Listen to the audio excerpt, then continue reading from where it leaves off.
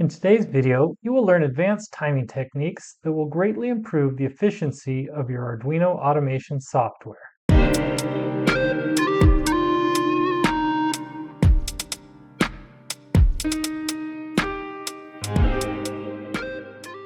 Today we're going to compare how we were taught to write Arduino code versus how we should write Arduino code.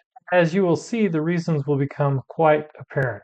For this first example, I have a red, yellow, and green LED connected to Arduino pins 2, 3, and 4, as well as this push button connected to pin 8. Here in the setup loop, we will initialize the LED pins as outputs and the button pin as an input pull-up. For this exercise, we want the yellow and green pins to alternate being on and off at 5-second intervals. So of course we have our normal digital write commands. We'll turn the yellow LED low, the green high, and then we will wait 5 seconds, and then we'll flip them. We'll turn the green low and the yellow high, and wait another 5 seconds. So this is the way we were all taught to write code, and if this was all we were doing in this code, this would work just fine. However, we also want to control the red light using the button. So whenever the button is pushed, we want the red light to turn on.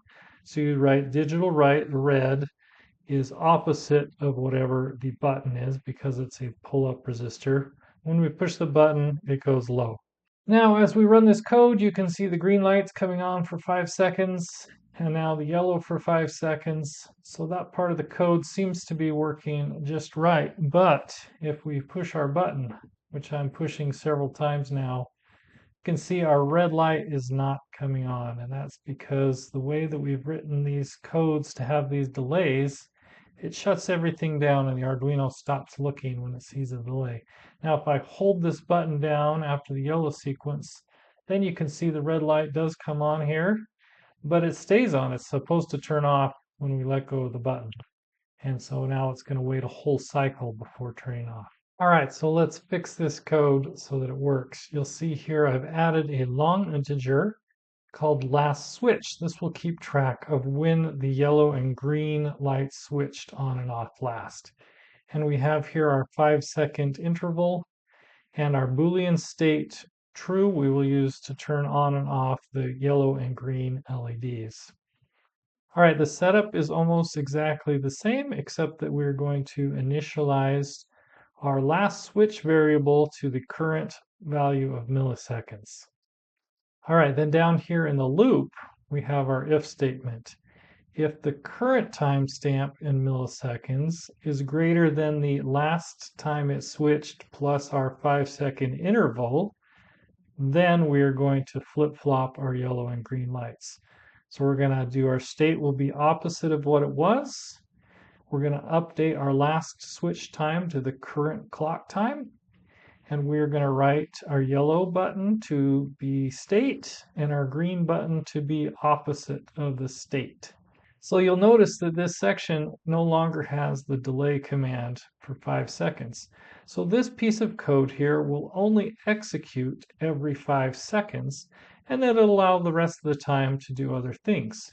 So we still have the same digital command here for our red light to be opposite whatever the button is.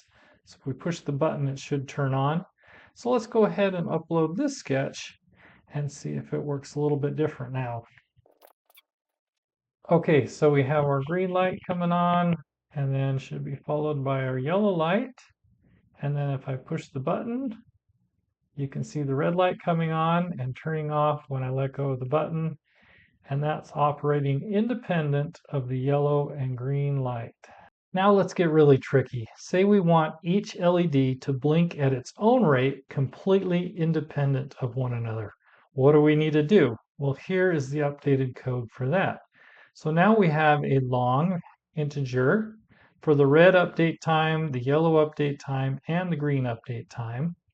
We also have their delays. So we're going to have the red LED change state every 2 seconds. The yellow will change twice a second, and the green will change 10 times per second. And then, of course, we have our states for each one. So red state, yellow state, green state, we'll start those all being false. And then down here in our setup, we will initialize the red, yellow, and green updated time to the current time in milliseconds. Down here in our loop, we will have similar commands for each of the three lights.